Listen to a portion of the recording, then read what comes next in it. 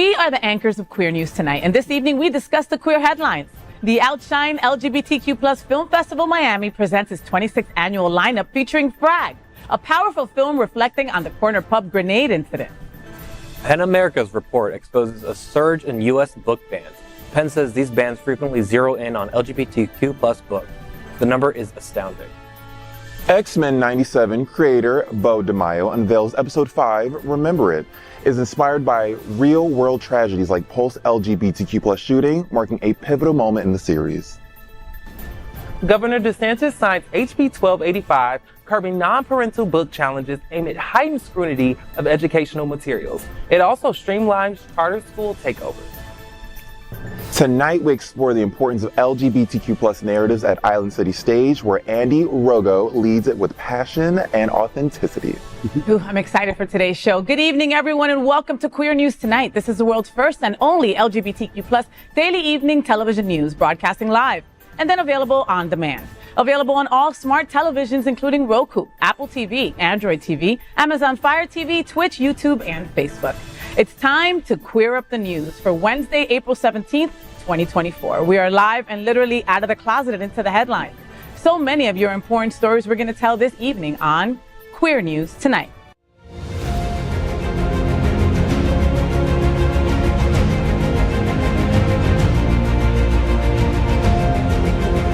This is the world's first live daily LGBTQ evening news show, literally out of the closet and into the headlines on Queer News Tonight.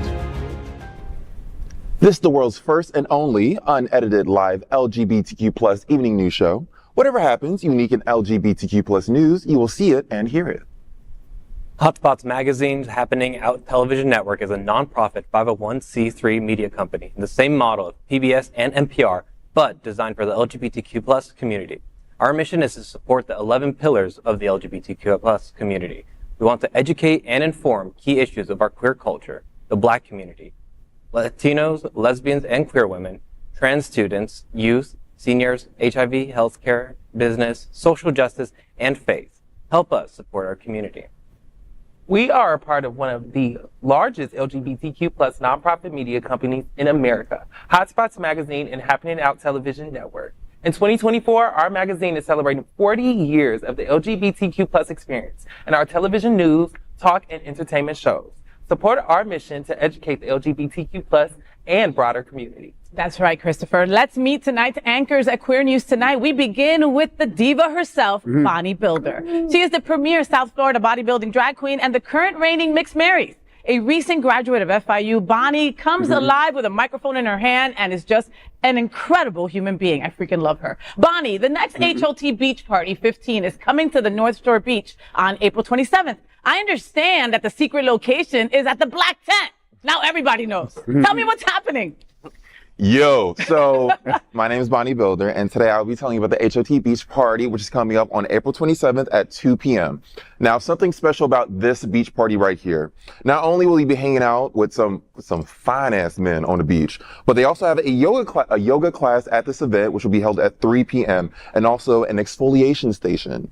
Whatever that means, I'm down for it. I need to just makeup out my pores. So go to houseoftrouble.org for more information. You had me at exfoliate, girl. Yeah. Yes. Next up, let's welcome Christopher Frentzel. Christopher's the director of one of the standout films at this year's OUTshine LGBTQ+ Film Festival's Miami edition. The film is Frag. He's also known for co-directing Diaper Dolls, starring Candace Cain. Christopher, I'm so happy to have you at the table. So the OUTshine Film Festival South Florida Filmmaker Showcase at Cinema and Cocktails will be at Silver Spot Cinema April 22nd. Tell me what's happening. So yeah, I'm just really excited to have my short film at this amazing, highly recognized, established queer film festival that's been running for so long now. I've always wanted to be a part of it, and I'm honored to have Frag presented with a load of other amazing short films. And we're going to have a program the entire week of incredible films. And if you happen to miss it, it will be streaming from April 29th onward to May 5th digitally. Perfect. Go to OUTshineFilm.com for all the information. Next up, let's welcome Christopher Mitchell. Hi, cutie. How you doing, puppy? Good to see you. I missed you. You too. He's a Chicago native and Barry University alumni. He now serves the LGBTQ plus community at Prideline, which I love. He is the community outreach and engagement liaison. He appears on the Fox show We Are Family also, so make sure you DVR that and watch that, and then just get up close to the screen and kiss Christopher like that. Welcome, Christopher. Christopher, so Pridelines is part of the new version of the Smart Ride and the new announcement of the Joy Ride. The 165-mile ride will be November 22nd through 23rd. Tell me what's happening. Child, that is what's happening. So the Joy Ride, we are back. We are brand new. We're coming back with a new name. And it's so cool to like be a part of the history of a new name and like being a part. So Pridelines is super happy. And we are looking for y'all to come join this ride with us. Like we are raising money. So we really, really want like bike teams and people who are interested and want to start practicing now. Talk to Pridelines, hit us up so that way we can get you the equipment you need or help you on your way, get you to training so we can raise that money. So yes, Joy Ride, the new name. The Joy new name, Ride. the Joy Ride, baby. Time to get some joy on a bike. Come on. That's what's up. 165 miles. Woo, that's a lot of joy, Chris. That's a lot of joy on my butt, but I'm living for it. Right? Period. Next up, let's welcome Andy Rogow. He's the founder and artistic director of Island City Stage. In addition to his award-winning productions at Island City, he also directed the one-man comedy My Mother's Italian, My Father's Jewish, and I'm in Therapy, which has toured all around the country, including several stints at both the Broward Center and the Kravis Center. Under his leadership, Island City Stage has garnered numerous Carbonell and Silver Palm Awards, as well as the Best of from SFGN and Out South Florida. Andy, so Island City Stage is going to be presenting a lesbian theme. Thank you. Welcome. Lesbian theme play with music titled Pulp through May 5th. Tell me what's happening. Well, it's based on the lesbian pulp fiction of the 1950s. It takes place in a lesbian nightclub in Chicago in 1956.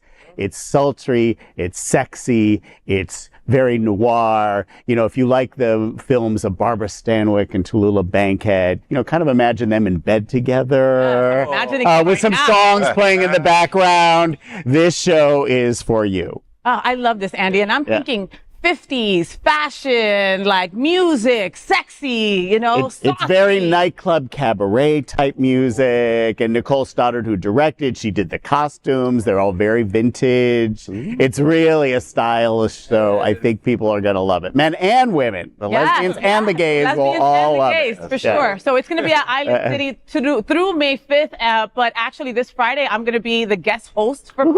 So I'm super excited about that. So come on out, get your tickets, and we're going to have a blast. That's right. And speaking of sexy vintage lesbians, we have tonight's lead anchor, FayWhat. She's a legendary events host, television and radio personality, and the host of the FayWhat show on Mondays. Faye, it's time for the annual Run for the Roses, and there's going to be a Kentucky Derby party as part of the Fort Lauderdale International Film Festival at Savor on May 4th. Tell me, what's happening? Well, you know that I love me a theme, guys, right? So, and a reason to put on a big poofy hat, I am in. So put on your Derby best for a celebration of the 150th Kentucky Derby on Sunday, May 4th at Savor Cinema.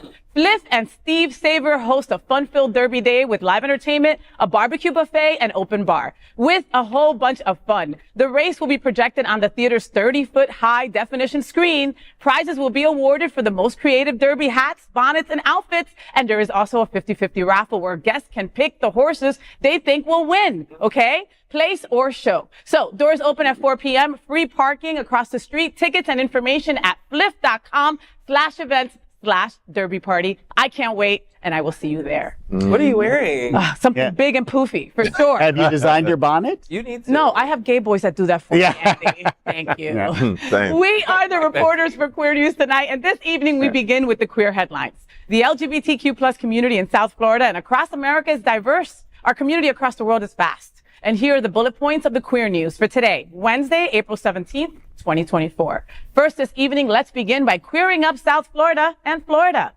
OUTshine film Christopher Frentzel's Frag is about Wilton Manors bar grenade incident.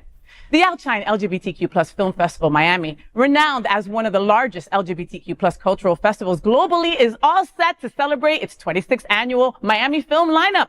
Running from April 18th through 28th, the festival will feature over 50 international films, features, and shorts, including premieres and documentaries. One of the standouts this year is Frag. It will be screened under the Cocktails in Cinema South Florida Filmmakers Program alongside other important films like Double Life, Myrna Secret Spies, Open Dialogue Generation Queer Z, and El Reggaetonero. Frag is directed by Christopher Frentzel, who is also known for co-directing Diaper Doll with Candace Cain that we loved here at Queer News Tonight. Frag is an important film for Wilton Manors and South Florida, as it is based on a true event from August 2022 when a man brought a grenade into the corner pub of Wilton Manors, turning a regular night into chaos. Amidst the present political environment in this country, especially in Florida, where anti-LGBTQ plus hatred is quite evident, the importance of this incredible film certainly increases. Screening on April 22nd at Silver Spot Cinemas, Miami, the film stars Manny Simone, Wayne Kinney, and Daniel Mark. Frentzel also has his first feature now playing on Amazon Prime called Somebody to Love. And what thrills us the most is having Frentzel with us today at the table as one of the anchors of Queer News Tonight to discuss the film's creation, its selection for the OUTshine LGBTQ plus Film Festival Miami, and the significance behind its title, Frag, a wordplay on frag grenade and a poignant commentary on anti-gay slurs. Welcome, Christopher Frentzel. We're so happy to have you, darling. I'm so happy. And to you're be adorable. You're super cute. I know all the boys are getting real close to the screen right now. Christopher, tell me why Frag? Why did you name this film Frag? Well, I kind of, like you said, wanted to do a little wordplay on frag grenade and also a wordplay with the slur that's commonly used against gay men that starts with F. And it's basically frag without the R. But yeah, I just wanted to tell a story that was very impactful and it was local. And at the time, my boyfriend lived like 5 minutes down the road from it. And it was just very haunting to hear about it. So I reached out to the bartender and a patron that was involved in the incident and interacted with the gentleman. And I interviewed them, I wrote down the story, and I kind of sat on it for a little bit, and then I decided, you know, yeah, it's time to make this. So I wrote it, produced it, directed it, and I'm so proud to have it at OUTshine. It's a festival that I've always wanted to be a part of.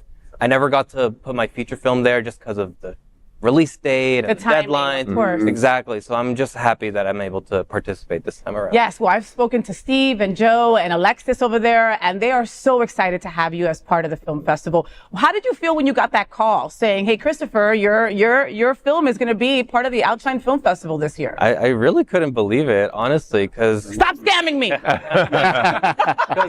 Honestly, because filmmaking is such a struggle, like putting all these resources together, and especially in South Florida, it's kind of a limited filmmaking community down here. We're loud, but we're proud down here. And there's always a risk when you submit to a film festival. You never know if you'll get rejected or selected, or if you're just this close to getting in, but then it's just an honorable mention. But I was really happy to see that it got in, and especially with so many other amazing short films. And I get to speak with some of the other directors on a panel as well. So it's going to be a really nice time. So Manny Simone is part of Queer News Tonight. He's been an anchor on here a million times. And he is sexy and sweet and talented, and he could play the piano like nobody's business. How did you make him so hard? Like, he just looked like... Wait, that's not what I meant, bodybuilder. Okay? It's not that hard. I saw, it's not that hard for you, maybe, right? You know, but like, to see Manny behind the bar as this bartender that went through this chaotic night. It was honestly amazing, and honestly, Manny and Wayne, who played Toby, the guy who brought the grenade in, they were just incredible. When they sent their audition tapes in, I immediately casted them, essentially. I was just kind of going through all these tapes, and I was kind of talking to these two other actors that were really good, and I had callbacks with them, but then the second I got Manny and Wayne's tape in, I immediately casted them. Like, I didn't even need a callback, honestly. Yeah. Do you feel like you're in your groove right now, Christopher? Like, what I'm saying is that, like, we just talked about Diaper Doll the other day. I'm a friend of Dana Davis. Yeah. She is someone that's super important to me. Her and Candace, what they've been able to do, that short film was freaking hysterical. All right. And if you had to go to the bathroom, you could hold it because it was only like 3 minutes long. Right. So you were good, you know, like, so are you in your vibe right now? Now you have a movie on Amazon Prime as well. Like, you're getting these out. Yeah, just a lot of momentum going on, and I'm also working on a documentary with actually two documentaries. One with Dana Davis about Wilton Manors, going to be called Wilton Wins, and I'm also working on another documentary that I actually worked with a crew member from Diaper Doll. We all decided to what if we like kind of follow these extras that are part of Diaper Doll and kind of explore their journeys kind of breaking into the film industry and acting and such. So that documentary is called Extra currently, and I'm working with that with Sam. Oh my God, what's her name? She's really important, I promise. Yeah, no, I'm just blanking out right now.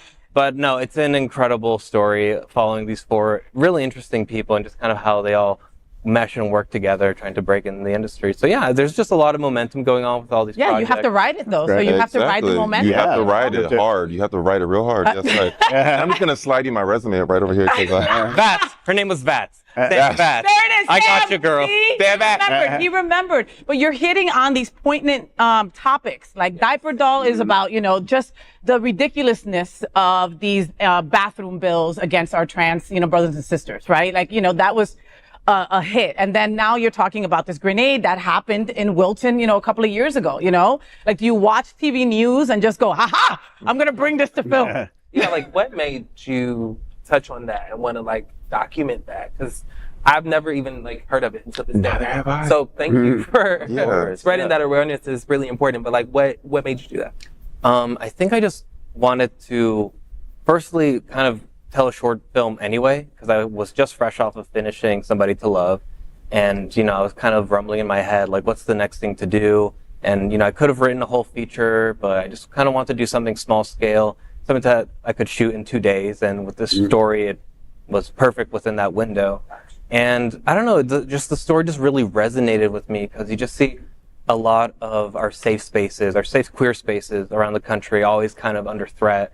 And what touched me about this story was that it's kind of like the other side of the coin with mass shootings, with those, so many people die instantaneously. But with this, it's like a grenade. It's like the potential of devastation. And this man had to be talked down and diffused like he was a bomb himself, and thank goodness the grenade was a dud. It wasn't a real grenade, but no one at that bar had any idea of that. Of course not. They had to operate under the assumption that this was a real grenade. This man came to harm everyone and was just having a bad day, and just so many different factors going on with him. And after interviewing the folks involved, Joseph Shakespeare and Daryl Darling, you could tell that this man was dealing with not only PTSD from serving in the military, his friend passed away recently in the police force, his own internalized homophobia as well, and kind of being rejected by his gay peers, even though he may not want to admit himself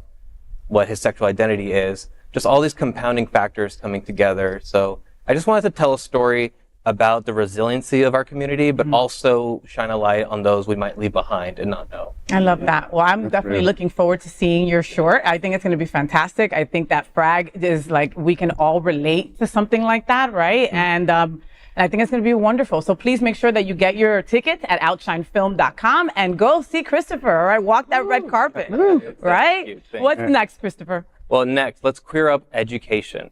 Queer book banning is real with more than 4,000 in America. This school year, a new report from PEN America sheds light on a concerning trend in education across the United States. According to the report, there has been a dramatic escalation in book bans, with over 4,000 instances recorded in the first half of the 2023-24 school year alone. This marks a dramatic increase from the previous year and signals an unprecedented wave of censorship in public schools. These bans, spanning across 42 states, have disproportionately targeted books dealing with sexual violence, LGBTQ plus themes, and racial issues. PEN America attributes the rise of censorship efforts to the misuse of obscenity laws and inflammatory rhetoric, blaming educational materials as pornographic or inappropriate for young readers. But despite the grim outlook, resistance against these bans is growing. Students and educators and authors across the country are mobilizing and forming coalitions to challenge the bans in court and organizing public demonstrations and read-ins. In Connecticut, over 100 students marched in protest to the removal of LGBTQ plus books from their school libraries. On Tuesday, during a press call hosted by PEN America, Casey Meehan, the program director for Freedom to Read, revealed the latest discoveries from this report. Meehan clarified that these bans propelled by state legislation frequently zero in on books discussing LGBTQ plus matters and racial topics. Reagan Miller, the director of development for Florida Freedom to Read, addressed parallel concerns in Florida. It's like history kind of repeating itself over and over again. Just it's so weird, like hearing it. It's like, can you believe, like, I would have never thought that, like, my generation would be protesting. Yeah. Like, that is wild to me. Outside protesting, like, this book is gay. That is just mind blowing. Like, I have no words. Like, because it's not, I'm like, it just seems so ridiculous.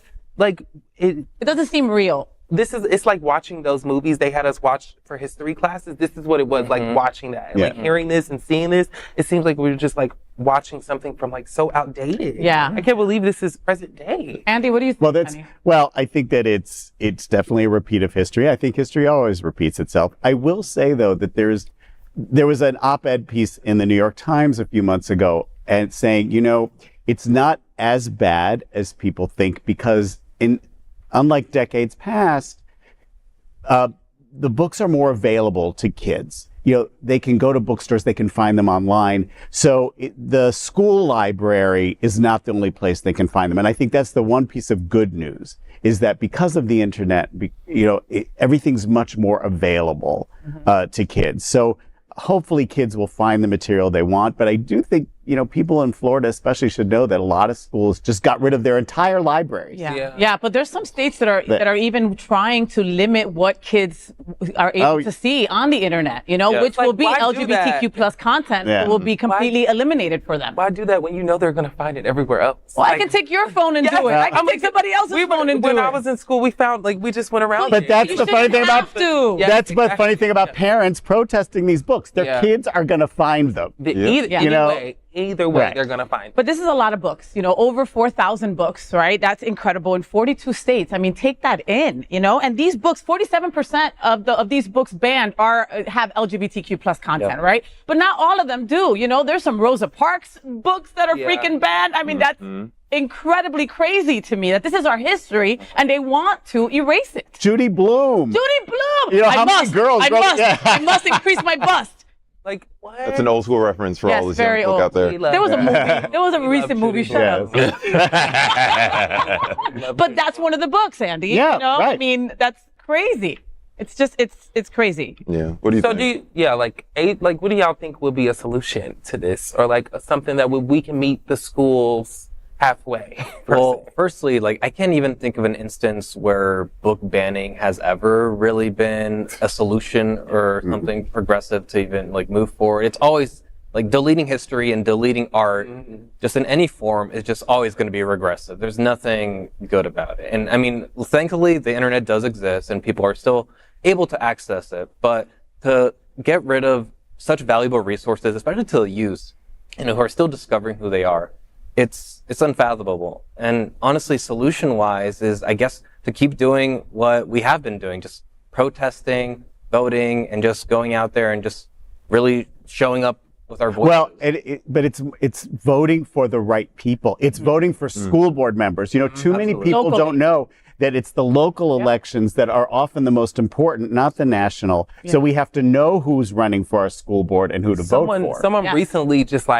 gave me a card at Pride, I believe. It was he was like, I'm running for school director or something. And that was my first time ever encountering someone saying that. And I really am like, if you guys need help, we will help you run your social media. We will help you run your campaign. So because all we need is just to know about you. Like that guy telling me, I'm like, who is he? So I'm going to go do my research first. And you do. And you have to do your research. You got to come up to people, baby, get people to know so that we can vote for the right people. Because y'all are out there doing a lot of hard work, but it's sometimes people don't get the information. So you got to figure out how to get it out there, and people will help you get it out there so we can vote for the right people. Listen, a great way, you can go to the Save LGBT website, right? They will give you a rundown as to who's running and if they're running for us, okay? I was that person, I'm embarrassed to say, but before Trump, right? I was one of those people that was like, okay, we have marriage equality, I'm done, right? And then Trump came into the picture and I'm like, oh my God, he's trying to erase me. I need to step up and see what's going on. I used to vote for somebody who had a black or brown last name. That was me,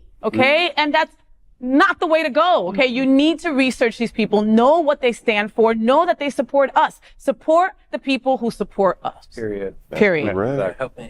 Bonnie, what's next, Mama? Next, let's grab entertainment. X-Men 97 creator reveals Pulse LGBTQ plus shooting was inspiration of story. Spoilers ahead. In a candid revelation, Bo DeMaio, the embattled creator of X-Men 97, has opened up about the latest episode, Remember It, drawing inspiration from real-world tragedies like Pulse nightclub. The episode, a pivotal moment in the series, saw Magneto declared leader of Genosha, only to face a tragic attack by a wild sentinel, resulting in the deaths of prominent characters like Gambit and Magneto himself, who sacrificed himself to protect others. DeMaio disclosed that episode 5 was central to his initial pitch to Marvel, aiming to reflect the evolution of viewers who grew up with the original series in the 90s. He highlighted how events like 9/11 and Pulse nightclub reshaped perceptions of safety and identity, drawing parallels between Genosha as a safe space and Pulse nightclub. Reflecting on personal experiences, DeMaio emphasized the resilience of communities impacted by tragedies and hinted at the X-Men grappling with newfound realities in an uncertain world. The upcoming episodes promise to explore themes of justice and healing in the aftermath of such profound events. Despite his dismissal from Marvel, DeMaio's insights offer a deeper understanding of the creative process behind X-Men 97. New episodes premiere on Disney Plus every Wednesday. Now, first of all, Bo, you fine as hell. Oh, secondly, girl, fight me. Bo, with your fine ass, thank you for what you've done for the series. You are an open queer man. Open man, well, you can't be open man of color because you just be black. Yeah. But thank you for being who you are and doing what you're doing and contributing to this story. I can hear your voice as I watch the series, and I'm a huge fan of the series. I watch it every Wednesday. Actually, I'm wearing my Rogue jacket today. Oh, I love that. That's it. If you go to my Instagram at bonniebuilder.com, you'll see I've been doing some X-Men related performances, so go check her out. So, Bo, I'm a huge fan of this story that you continued on from the 97 series. And yes, the last episode, for those who've seen it, it was so heavy for so many reasons. But to watch the final action sequence was so heart-wrenching for so many reasons. Because you felt like how are they going to escape this tragedy? I felt a similar feeling when there was an episode of American Horror Story and they did a school shooting episode. It's like, if I'm in that situation and all hope is lost, what do you do? What would you do? You're fearful. You're scared from every which way there's a threat. Like, what do you do? And he drew that and made it part of this incredible series, and I thank you so much, Bo, for doing that. Now, I also know that my good girl, Christopher, right here, is also a big fan. So what you think? Big. Yeah. Enlighten that. So both of you watched, right? Yes. So both of you watched. Okay, so Bo was part of Marvel, and then he got fired from there. For being too sexy. What? No, I'm kidding. Well, technically. So he had allegedly, Bo had an OnlyFans, and that was the reason he was dismissed from continuing with the series. Okay, but they need to be. We have receipts to back. I follow his Twitter. He doesn't post it anymore. Yeah. But like, they need to bring him back because like he's doing such an incredible job with the series, and without him and other creators part of the show, like it's not going to be as good. I can tell you this much: he's had such a heavy hand in creating the show, and it's been incredible because of that. So, Bo, please come back and continue telling these stories. Bring back Bo's fine ass. Right. Christopher, what do you think? Oh my God! Well, I was absolutely gutted watching that episode. Magneto's dead. Yes, Faye, he is. Yeah. No, I'm late to the party. I'm just telling you. He was the guy with the metal helmet and he controls metal and such like that. Mm-hmm. The guy from Star Trek. No. Wasn't that the bald guy from Star Trek that was who played Professor him in X-Men? Xavier. Oh, okay. They're all He also died though. Oh no! All kinds of spoilers alert today. I'm so far behind Andy. Well, we're trying to catch up. I am. So you said about another series that had touched on something like that, right? And I also remember when Queer as Folk, the reboot, right? They opened up their show with also a similar nightclub scene where people weren't happy. People stopped supporting the show, because they just could not see that in that light. The same thing won't happen with this, you don't think? No, and honestly, personally, I think this is one of the best shows or media ever that Marvel has put out so far, because it just touches on what is so core to the X-Men, and they have always represented the civil rights movement and the queer movement, and people calling, X-Men is woke now. Mama, X-Men has always been woke. Always. Been woke. Always. And just the way that Bo crafted this episode and just the series in general, and just kind of showcasing how we as a world move forward in such horrible tragedies that just kind of happen just way too often, and always attacking our safe spaces. And I even found out that Bo was a regular at Pulse nightclub. So that's just another aspect of his identity that was impactful to him and also this story writing process. And this is also very similar to your film, Frag, where you really used your artistry to really speak on the tragedy that happened just in our own community. So there's a way to have like handsome queer men creating these stories so that we can learn about them. Yeah. Thank you for what you do. Thank you for what you do. Andy, what do you think about this? I can't say that I've seen this series, so it's hard to comment, but I always thought the movies were really terrific about inclusiveness and showing that even those of like kind are always not good to each other. That's right. So I think the X-Men has always been really important for our community. Definitely. Chris, what's next, baby? Alrighty, let's do it. I thought we were going to talk more about. Could I say one more thing, actually, regarding Gambit and Magneto's death, specifically Gambit, though? Because Bo said that, he designed the first few episodes to be very nostalgic and show Gambit in his sexy little crop top. Just all of us falling in love with him. And then even like him kind of breaking things off with Rogue and then maybe not. And just kind of, hey, like, where's his story going to go? Only to see it cut short. That's, kind of reality too. Sometimes promising stories and promising lives are cut short. So again, Bo, you did an amazing job. Y'all sold me. Bring Bo back! Bring Bo back! Bring Bo back! Oh, you like girls? Call me. We're going to fight it. But next, let's queer up politics. DeSantis signs law limiting school library book challenges.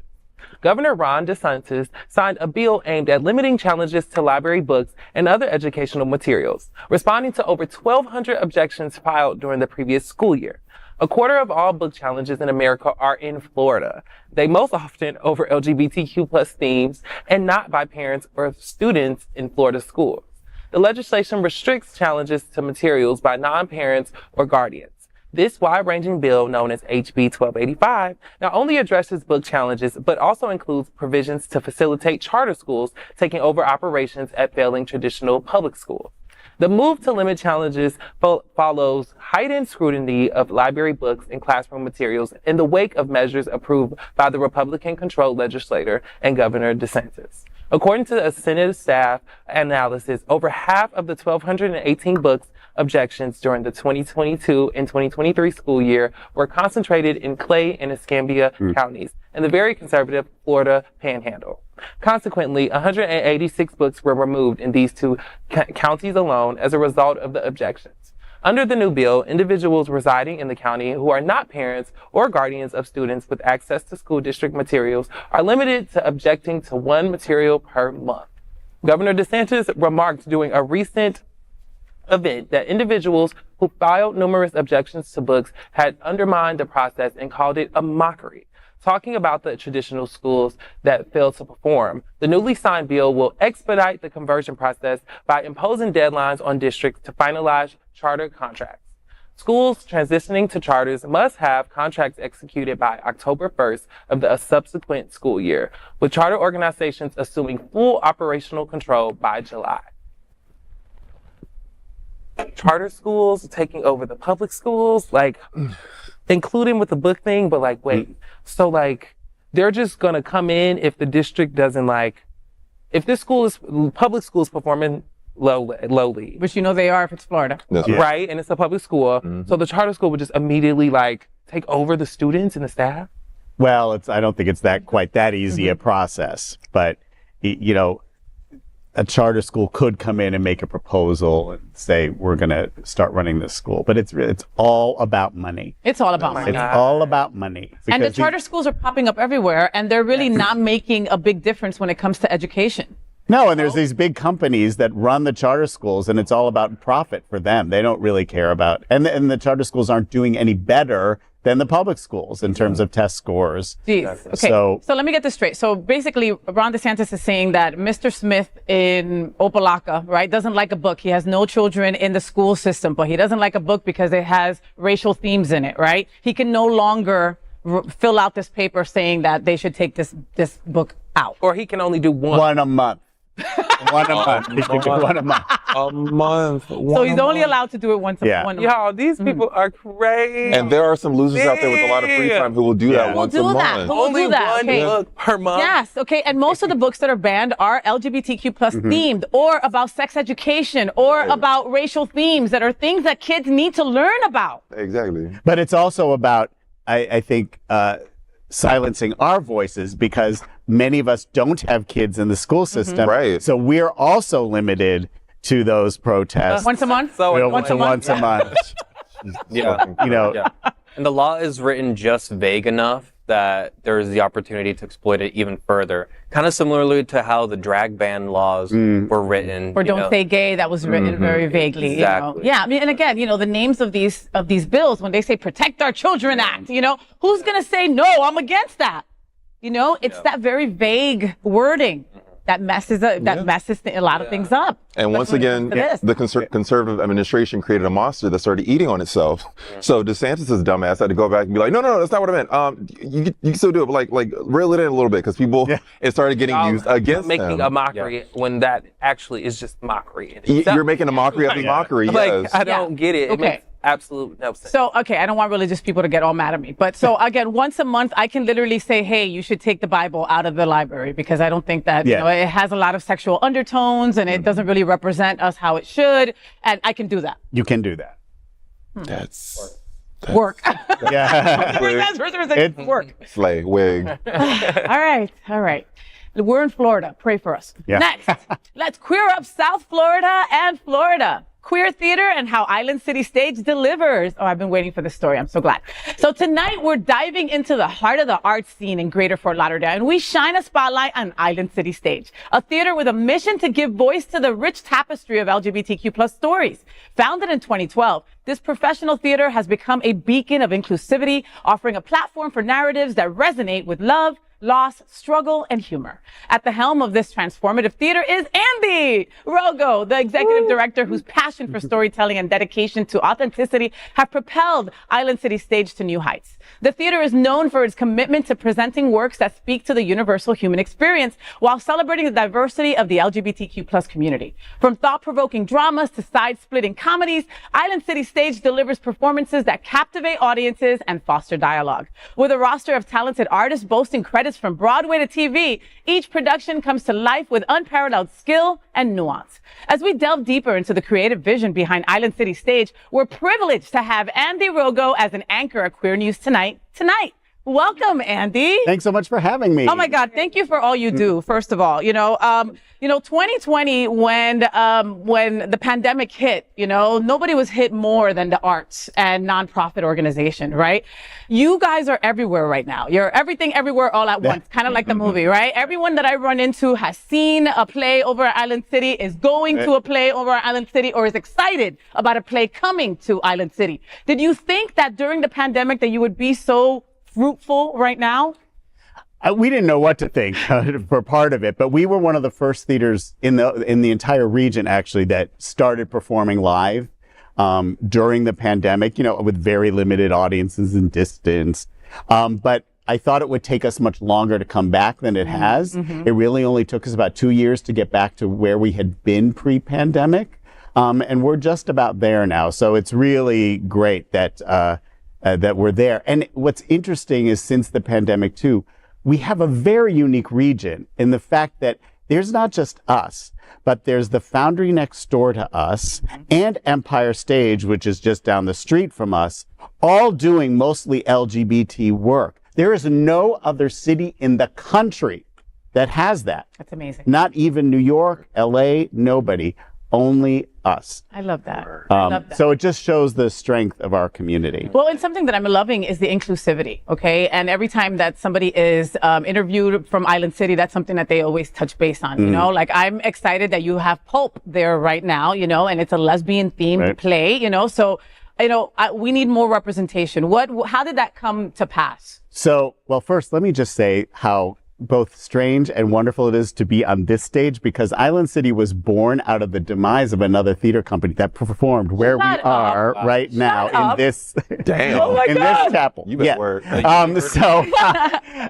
So I have to be honest, when I started Island City, it was because community members asked me to, because they wanted to have an LGBTQ theater in the community. There wasn't one at the time, and I didn't really know what that meant, but I knew that we had to serve everybody in the community, not just the gay white men that are the majority. And we are still the only theater, I think, that really does try to serve all of our community by telling all the stories.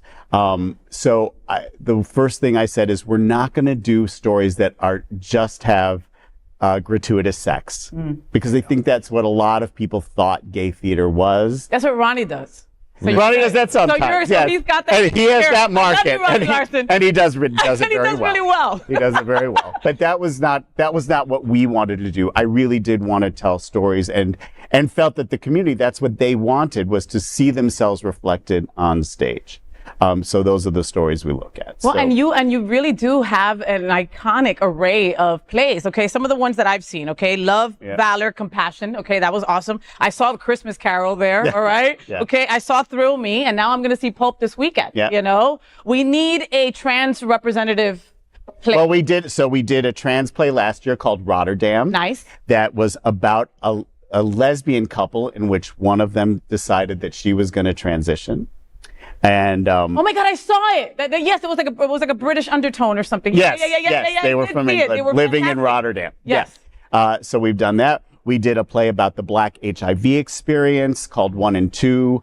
In fact, the director of that play won a Carbonell Award that year for Best Director of a Play. Nice. So we really do try. But I will say, just to start some conversation, it also demonstrates to me that we have our own issues, that we are, as an LGBTQ community, we are not always together, right? Because we have a much harder time selling tickets to the things that are about the Black community or about the trans community.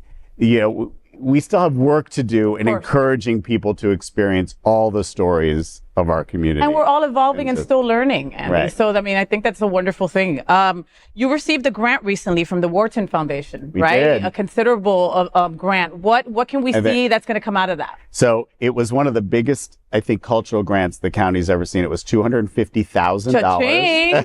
Cha-ching! Baby, So that's a new way. we're partnering with two other theaters, Gable Stage, which is located down in Coral Gables, and Brevo Theater, which is a relatively new Black theater company, young Black company. And we're doing this play called Fat Ham. It was the Pulitzer Prize winner in 2022. And it is a take on Hamlet with a Black family at a barbecue in South Carolina. Oh my God, I'm there for it. It's very funny. It's a really terrific play. It was on Broadway last year, nominated for a bunch of Tony Awards. So that's what that grant is for. So we're going to be doing 5 weeks at our theater next April, and then it'll move down to Gable Stage in Coral Gables. So we'll play a total of 10 weeks. Plays here never run that long, but it will give a chance for as many audience members around the Bi-County region to see the play. And we hope to increase the kinds of audience members that we get. We're going to have a barbecue every Sunday. After the show. We're going to do a lot of fun things. Bonnie can grill. She knows how to Can you? barbecue. Oh, you Grill. know what? That's I trying to get you a gig.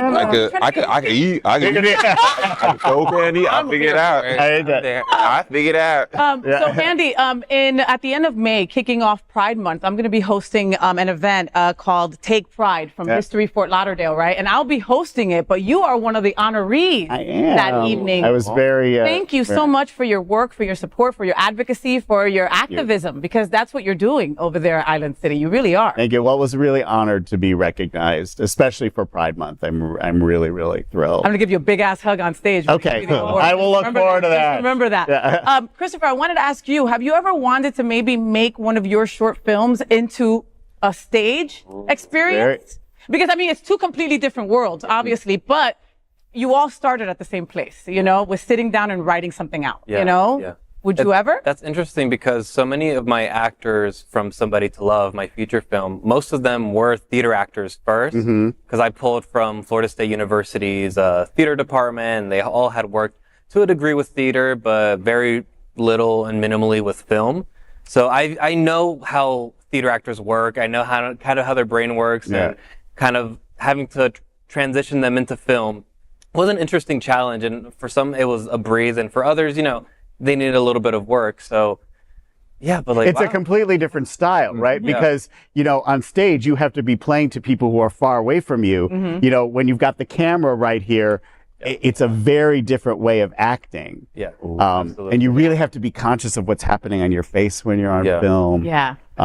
That's a challenge because so many of my stories I feel like are very emotive, and yes, there's a lot of dialogue involved, but I feel like for me, like the language of film is so important because how the shot is composed tells The story. cinematography tells the story. Exactly. So with a play, you could, like, in theory, maybe I could transition, but I have to Andy's think- right here. Collaboration. Andy, thank you so much for all you do, honestly. Thank you. The arts, that the gays, we love the arts. We live for the arts. We breathe for the arts. And to have something locally, because that's something that, as a kid, I grew up in Jersey, so I would cut school and go to Broadway, right? That's what I would do. I'm that queer kid, right? And people here didn't have that until Island City, until Wilton stages, until all of that came to pass. And it's all right there in one little area. Get your tickets now, okay? Because it's going to be an incredible season. Thank you so much. Thank you. As a nonprofit LGBTQ plus media organization, we would like to thank our viewers for supporting our mission to tell the stories of the queer community. We also like to thank the generous support of Jets Pizza. Jets is the LGBTQ plus community's most popular pizza in South Florida. Take a look around these streets. Do you really think we woke up one day and said, yeah, the world needs more pizza? Nah, just a better one. Better, like the world's best pizza, Jet's Detroit-style pizza. Hand-pressed and baked to the thickest, crispiest crunch. You're welcome. Now visit jetspizza.com and save. Click on Hot Deals for special offers in your area. Jets, better because it has to be. Next, we are proud of our special partnership with Sunshine Cathedral, the world's largest queer church located here in Fort Lauderdale. Supporting that partnership, we're broadcasting from our permanent set here at Sunshine Cathedral at the Happening Out television studios. We broadcast Sunshine Cathedral's Sunday International Service at 10:30 a.m.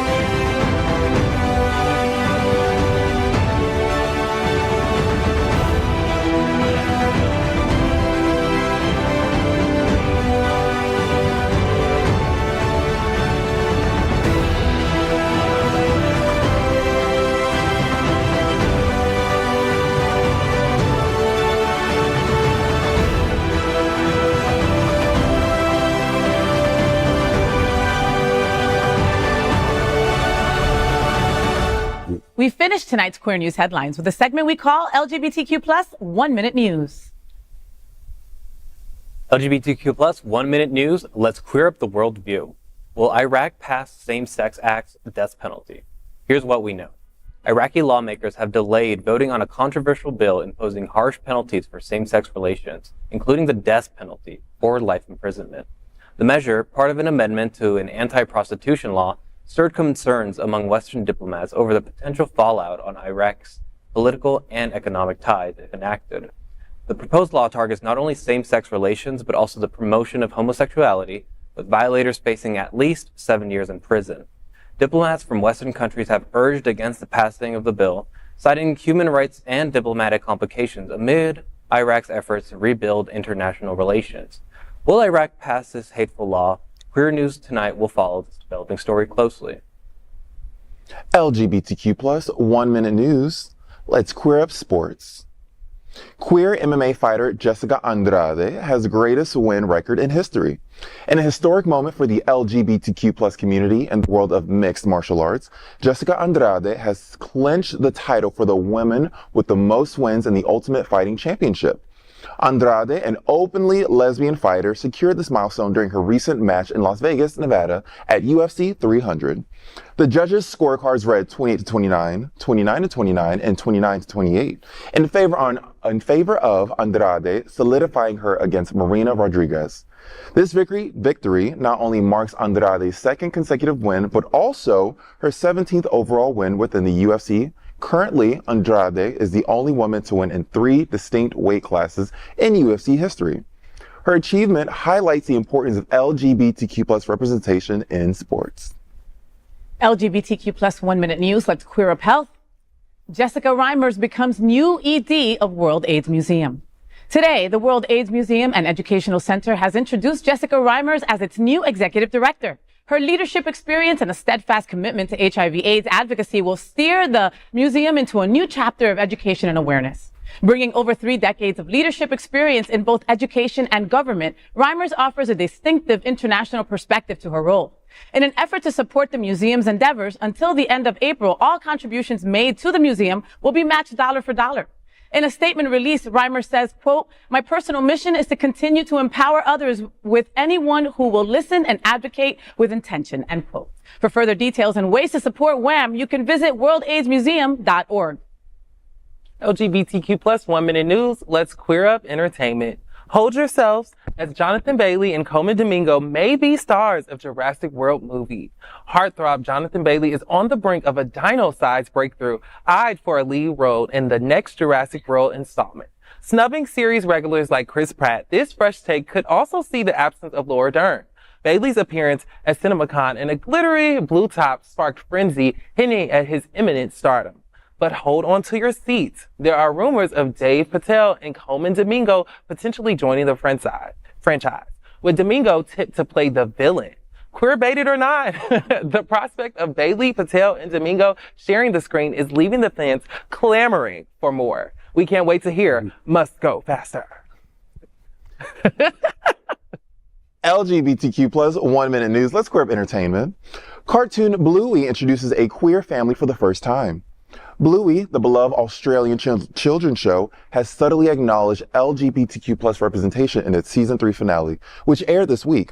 While the episode primarily focused on Bluey's family moving and a wedding, it quietly introduced diversity with Bluey's friend Frentzel, mentioning his 2 moms when discussing his pet guinea pig. The mention passes in a flash, but with some kids having 2 moms, this matters a lot. This last episode, named The Sign, has received an average score of 9.9 out of 10 from nearly 1,000 users' ratings on IMDb. So, can we just say it is the sign of acceptance for queer families? Yes.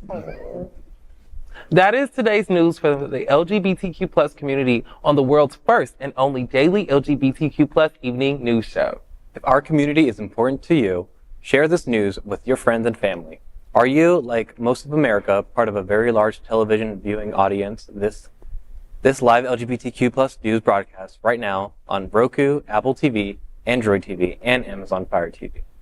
Queer News Tonight is the only live LGBTQ plus digital television show in the world that is out of the closet and into the headlines. We need your support.